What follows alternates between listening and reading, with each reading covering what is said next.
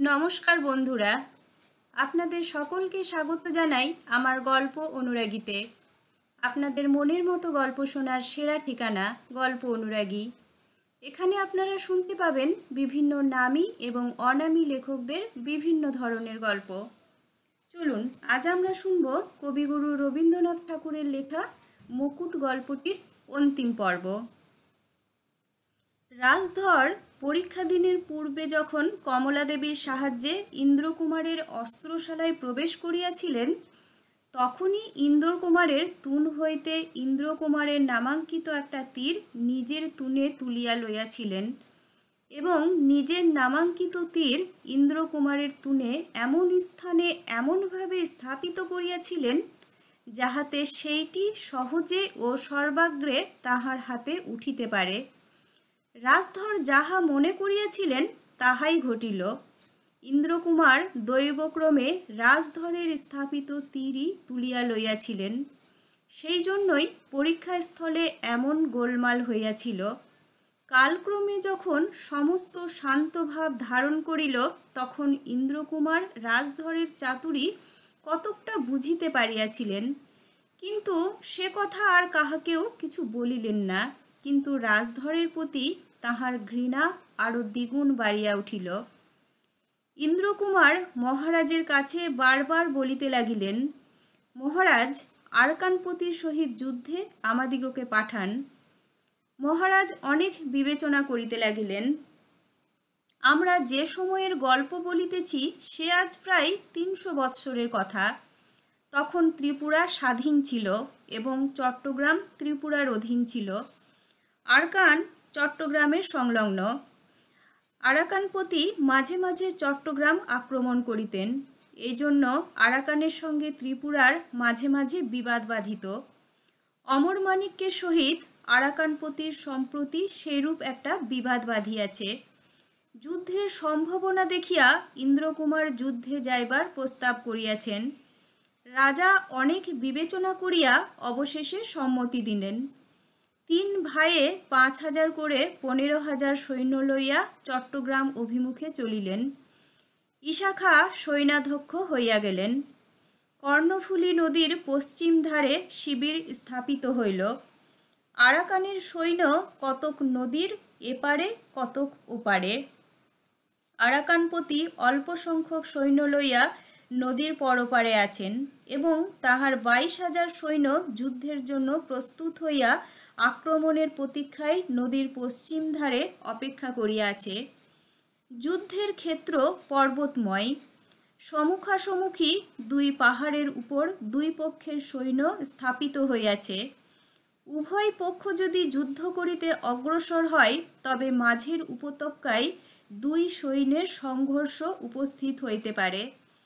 পর্বতের চারিদিকে হরিতকি, আমলকি, শাল ও গাম্ভারির বন। মাঝে মাঝে গ্রামবাসীদের শূন্য গহ পড়িয়া রহিয়াছে, তাহারা ঘর ছড়িয়া পালাইয়াছে। মাঝে মাঝে শস্যক্ষেত্র।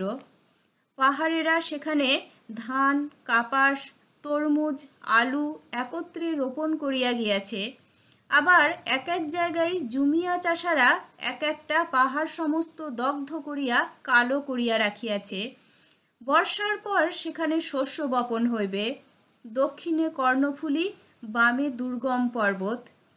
এইখানে প্রায় ১ সপ্তাহকালে উভয় পক্ষ পরস্পরের আক্রমণ প্রতীক্ষায় বসিয়া আছে। ইন্দ্রকুমার যুদ্ধের জন্য অস্থির হইয়াছেন, কিন্তু যুবরাজের ইচ্ছা বিপক্ষ পক্ষেরা আগে আসিয়া আক্রমণ করে, সেই জন্য বিলম্ব করিতেছেন। কিন্তু তাহারাও নড়িতে চাহে না, স্থির হইয়াছে। অবশেষে আক্রমণ করাই স্থির হইল। সমস্ত রাত্রি আক্রমণের আয়োজন চলিতে লাগিল। রাজধর প্রস্তাব করিলেন, দাদা, তোমরা ২ জনে তোমাদের ১০,০০০ সৈন্য লইয়া আক্রমণ করো। আমার ৫,০০০ হাতে থাক, আবশ্যকের সময় কাজে লাগিবে। ইন্দ্রকুমার হাসিয়া বলিলেন, রাজধর তফাতে থাকিতে চান। যুবরাজ কহিলেন, না, হাসির কথা নয়, রাজধরের প্রস্তাব আমার ভালো বোধ হইতেছে। ইশাখাও তাহাই বলিলেন। রাজধরের প্রস্তাব গ্রাহ্য হইল। যুবরাজ ও ইন্দ্রকুমারের অধীনে 10,000 সৈন্য 5 ভাগে ভাগ করা হইল। প্রত্যেক ভাগে 2,000 করিয়া সৈন্য রহিল।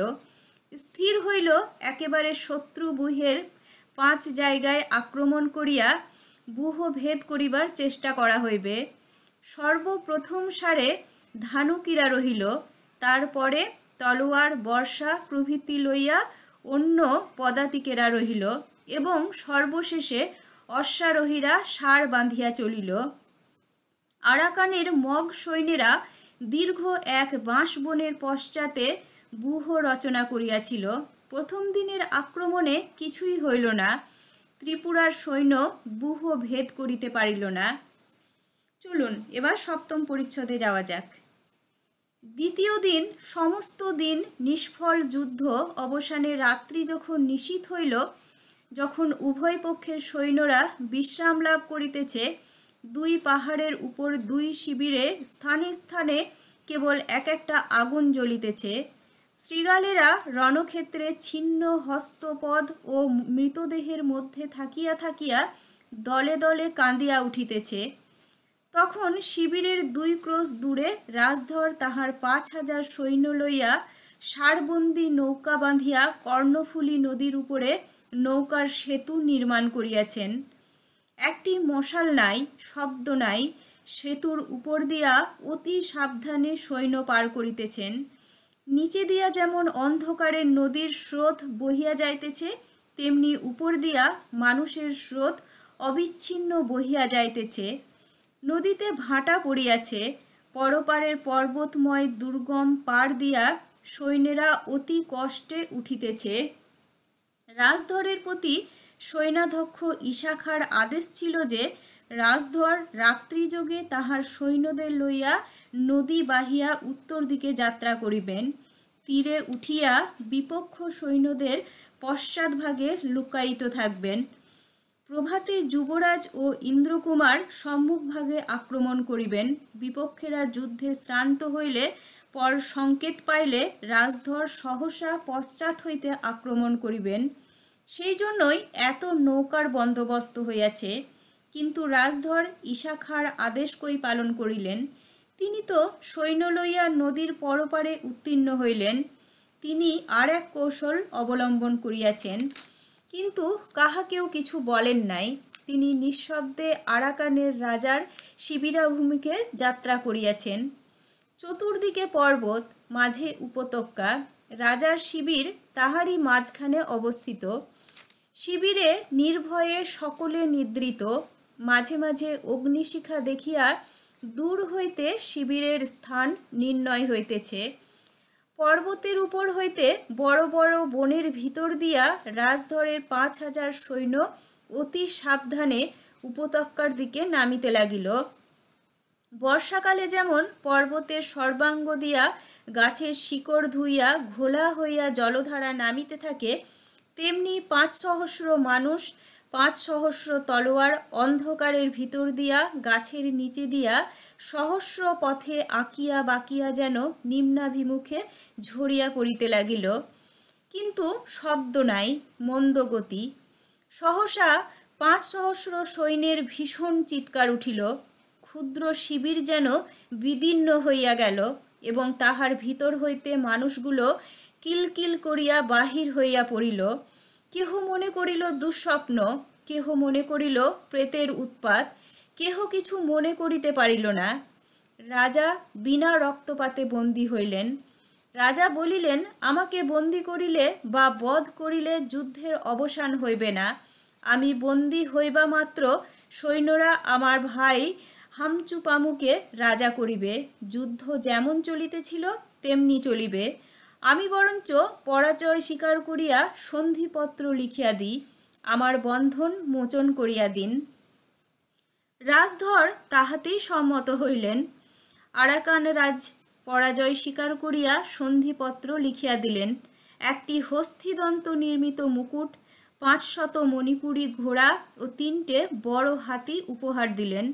এইরূপ নানা ব্যবস্থা করিতে করিতে প্রভাত হইল, বেলা হইয়া গেল। সুদীর্ঘ রাত্রে সমস্তই ভূতের ব্যাপার বলিয়া মনে হইয়াছিল।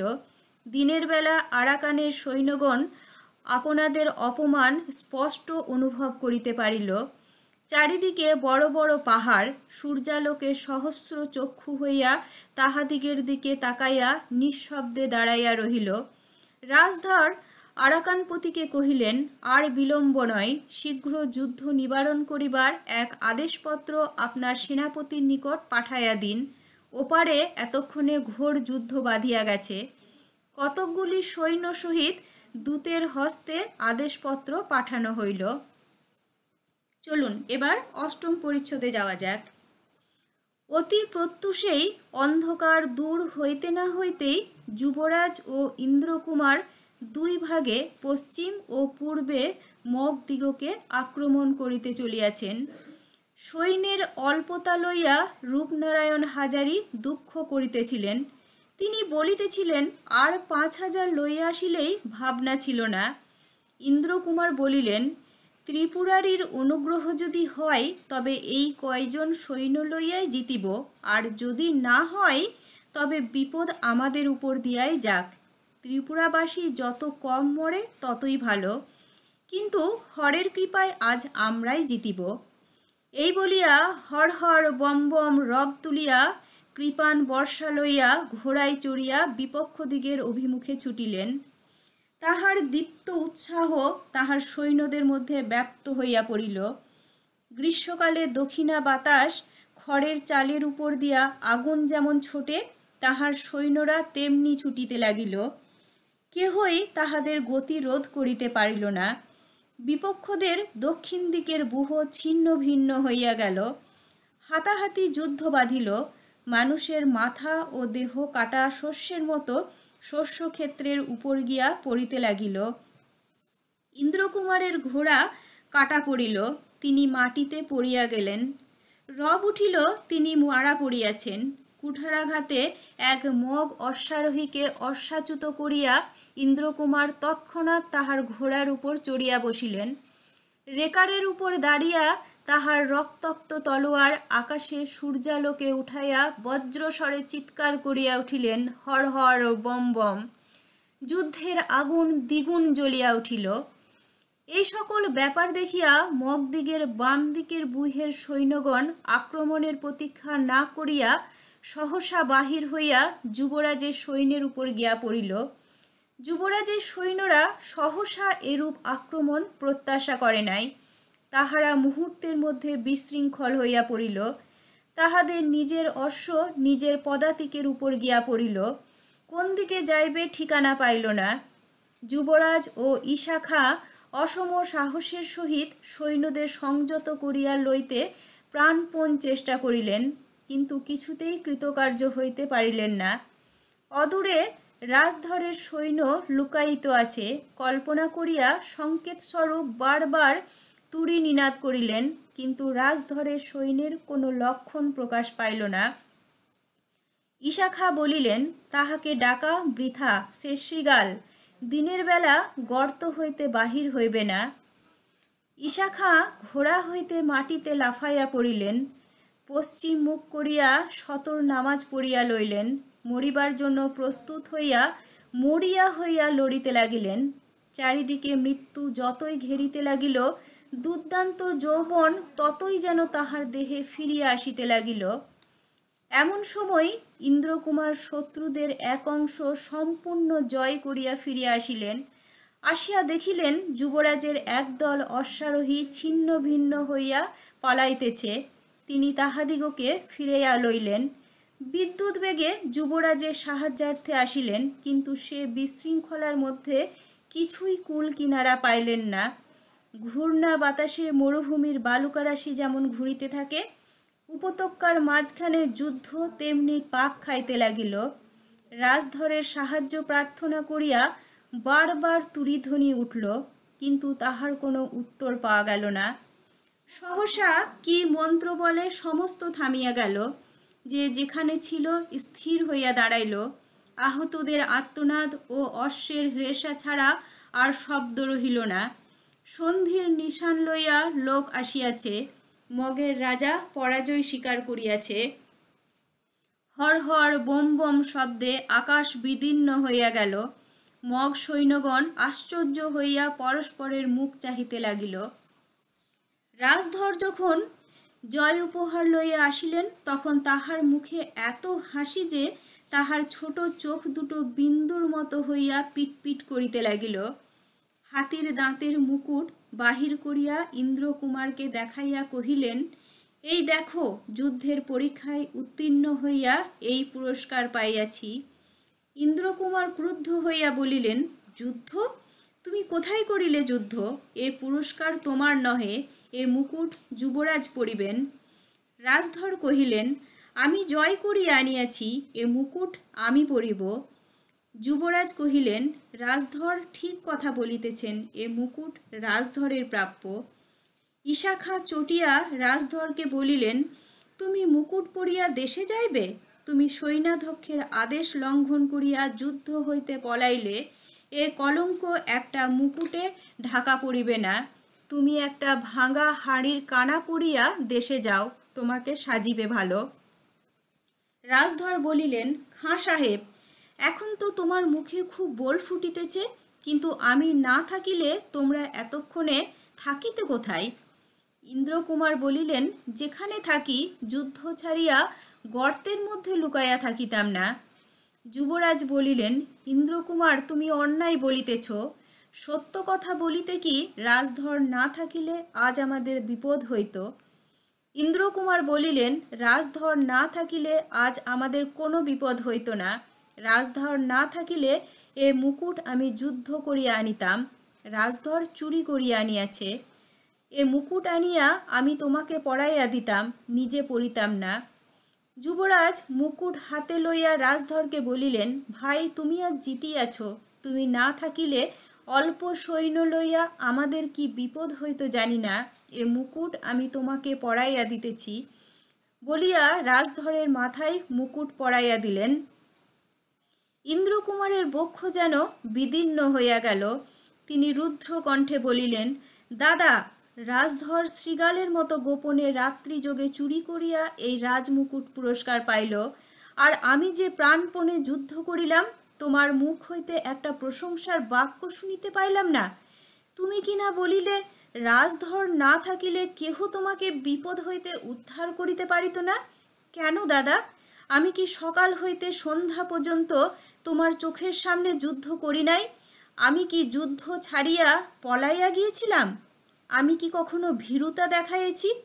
আমি কি শত্রু সৈন্যকে ছিন্ন ভিন্ন করিয়া তোমার সাহায্যের জন্য আসি নাই? কি দেখিয়া তুমি বলিলে যে তোমার পরম স্নেহের রাজধর ব্যতীত কেহ তোমাকে বিপদ হইতে উদ্ধার করিতে পারিত না? যুবরাজ একান্ত ক্ষুব্ধ হইয়া বলিলেন, ভাই, আমি নিজের বিপদের কথা বলিতেছি না। কথা শেষ হইতে না হইতে অভিমানে ইন্দ্রকুমার ঘর হইতে বাহির হইয়া গেলেন। ইশাখা যুবরাজকে বলিলেন, যুবরাজ, এ মুকুট তোমার কাহাকে দিবার অধিকার নাই। আমি সেনাপতি, এ মুকুট আমি যাহাকে দিব তাহারই হইবে। বলিয়া ইশাখা রাজধরের মাথা হইতে মুকুট তুলিয়া যুবরাজের মাথায় দিতে গেলেন। যুবরাজ সরিয়া গিয়ে বলিলেন, না, এ আমি গ্রহণ করিতে পারি না। ইশাখা বলিলেন, তবে থাক, এ মুকুট কেহ পাইবে না।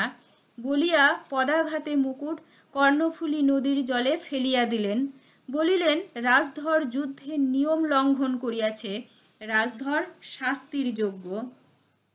চলুন এবার যাওয়া যাক 10ম পরিচ্ছদে।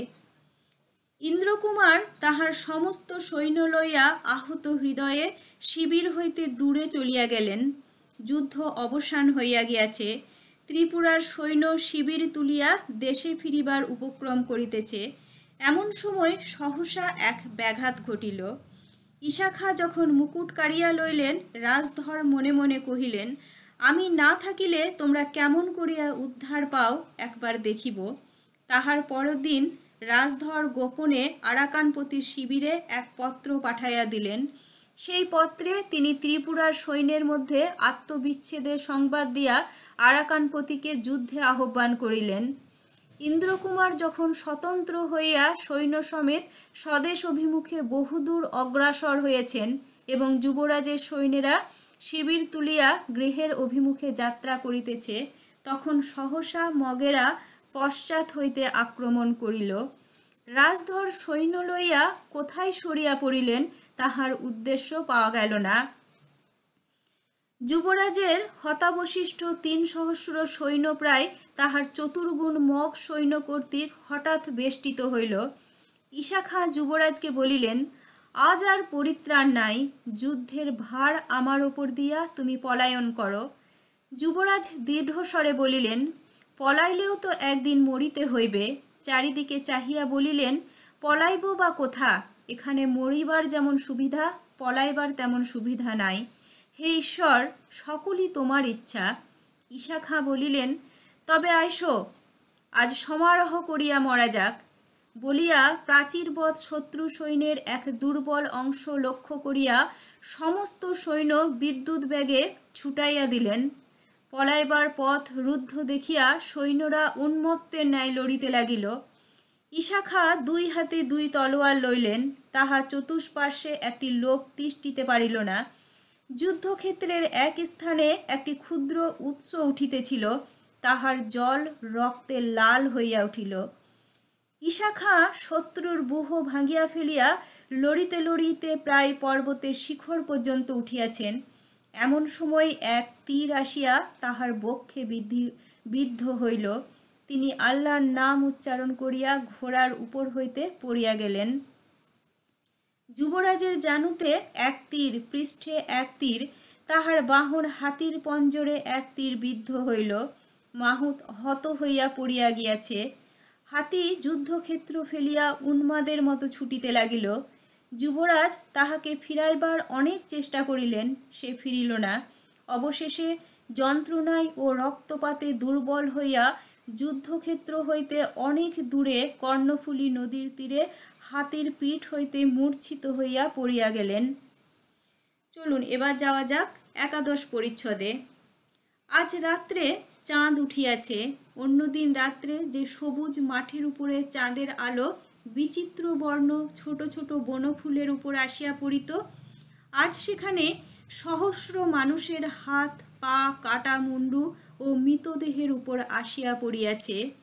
যে স্ফটিকের মতো স্বচ্ছ উৎসের জলে সমস্ত রাত ধরিয়া চন্দ্রের প্রতিবিম্ব নৃত্য করিত, সে উৎস মৃত অশ্বের দেহে প্রায় রুদ্ধ, তাহার জল রক্তে লাল হইয়া গেছে। কিন্তু দিনের বেলা মধ্যাহ্নের রৌদ্রে যেখানে মৃত্যুর ভীষণ উৎসব হইতেছিল, ভয় ক্রোধ নিরাশা হিংসা সহস্র হৃদয় হইতে অনাবরত ফেনাইয়া উঠিতেছিল, অস্ত্রের ঝনঝন, উন্মাদের চিৎকার, আহতের আর্তনাদ, অশ্বের হ্রেষা, রণশঙ্খের ধ্বনিতে নীল আকাশ যেন মন্থিত হইতেছিল। রাত্রে চাঁদের আলোতে সেখানে কি অগাধ শান্তি, কি সুগভীর বিষাদ! মৃত্যুর নৃত্য যেন ফুরাইয়া গেছে।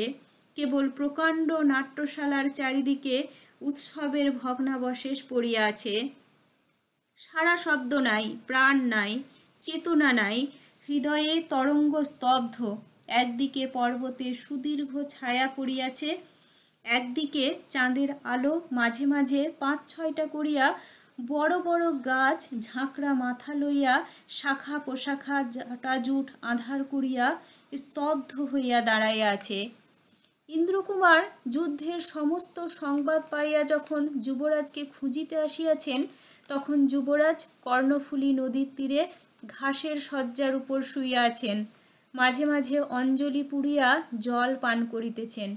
মাঝে মাঝে নিতান্ত অবসন্ন হইয়া চোখ বুজিয়া আসিতেছে। দূর সমুদ্রের দিক হইতে বাতাস আসিতেছে, কানের কাছে কুলকুল করিয়া নদীর জল বহিয়া যাইতেছে। জনপ্রাণী নাই, চারিদিকে বিজন পর্বত দাঁড়াইয়া আছে, বিজন অরণ্য ঝাঁঝাঁ করিতেছে, আকাশে চন্দ্র একাকী। জ্যোৎস্নালোকে অনন্ত নীলাকাশ পাণ্ডুবর্ণ হইয়া গিয়াছে। এমন সময়ে ইন্দ্রকুমার যখন বিদীর্ণ হৃদয়ে দাদা বলিয়া ডাকিয়া উঠিলেন, তখন আকাশ পাতাল যেন শিহরিয়া উঠিল। চন্দ্রনারায়ণ চমকিয়া জাগিয়া এসো ভাই বলিয়া আলিঙ্গনের জন্য 2 হাত তুলিয়া দিলেন। ইন্দ্রকুমার দাদার আলিঙ্গনের মধ্যে বদ্ধ হইয়া শিশুর মতো কাঁদিতে লাগিলেন। চন্দ্রনারায়ণ ধীরে ধীরে বলিলেন, আহ, বাঁচিলাম ভাই, তুমি আসিবে জানিয়াই এতক্ষণে কোনো মতে আমার প্রাণ বাহির হইতেছিল না। ইন্দ্রকুমার, তুমি আমার উপরে অভিমান করিয়াছিলে, তোমার সেই অভিমান লইয়া কি আমি মরিতে পারি? আজ আবার দেখা হইল, তোমার প্রেম আবার ফিরিয়া পাইলাম, এখন মরিতে আর কোনো কষ্ট নাই। বলিয়া দুই হাতে তাহার তীর উৎপাটন করিলেন। রক্ত ছুটিয়া পড়িল, তাহার শরীর হিম হইয়া আসিল। মৃদুস্বরে বলিলেন, মরিলাম তাহাতে দুঃখ নাই, কিন্তু আমাদের পরাজয় হইল। ইন্দ্রকুমার কান্দিয়া কহিলেন, পরাজয় তোমার হয় নাই দাদা, পরাজয় আমারই হইয়াছে।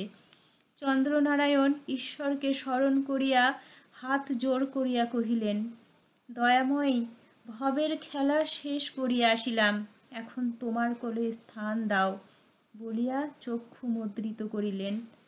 ভোরের বেলা নদীর পশ্চিম পারে চন্দ্র যখন পাণ্ডুবর্ণ হইয়া আসিল, চন্দ্রনারায়ণের মুদ্রিত নেত্র মুখচ্ছবিও তখন পাণ্ডুবর্ণ হইয়া গেল। চন্দ্রের সঙ্গে সঙ্গেই তাহার জীবন অস্তমিত হইল। বিজয়ী মগ সৈন্যরা সমস্ত চট্টগ্রাম ত্রিপুরার নিকট হইতে কাড়িয়া লইল। ত্রিপুরার রাজধানী উদয়পুর পর্যন্ত লুণ্ঠিত করিল। অমরমাণিক্য দেওঘাটে পলাইয়া গিয়া অপমানে আত্মহত্যা করিয়া মরিলেন। ইন্দ্রকুমার মগদের সহিত যুদ্ধ করিয়াই মরেন। জীবন ও কলঙ্ক লইয়া দেশে ফিরিতে তাহার ইচ্ছা ছিল না। রাজধর রাজা হইয়া কেবল 3 বৎসর রাজত্ব করিয়াছিলেন, তিনি গোমতীর জলে ডুবিয়া মরেন।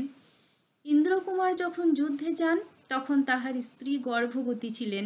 তাহারই পুত্র কল্যাণ মাণিক্য রাজধরের মৃত্যুর পরে রাজা হন।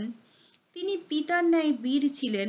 যখন সম্রাট শাহজাহানের সৈন্য ত্রিপুরা আক্রমণ করে, তখন কল্যাণ মাণিক্য তাহাদিগকে পরাজিত করিয়াছিলেন। নমস্কার বন্ধুরা, গল্পটি আজ এখানেই শেষ হলো। কেমন লাগলো আপনাদের অবশ্যই আমাকে কমেন্টে জানান। আর আপনারা কেমন ধরনের গল্প শুনতে পছন্দ করেন সেটাও আমাকে জানান। আমি আপনাদের সেই ধরনের গল্প পড়ে শোনাবার চেষ্টা করব। আর হ্যাঁ বন্ধুরা, যারা এখনও পর্যন্ত আমার চ্যানেলটি সাবস্ক্রাইব করেননি, তারা অবশ্যই আমার চ্যানেলটি সাবস্ক্রাইব করুন এবং শেয়ার করে দিন। আপনাদের সহযোগিতায় আমার চলার পথকে আরও সহজ করে তুলবে। ধন্যবাদ।